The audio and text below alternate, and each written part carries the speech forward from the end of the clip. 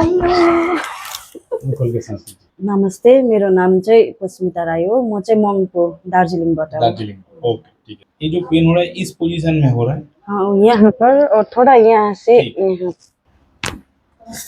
मुंह खोल। बस बस सांस लीजिए। लूज।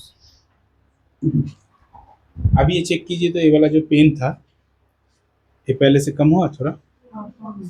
कम हुआ ना? ठीक है। अभी कैसा महसूस हो रहा है? ठीक है? ओके? अच्छा लग रहा है? अच्छा। ओके? ओके।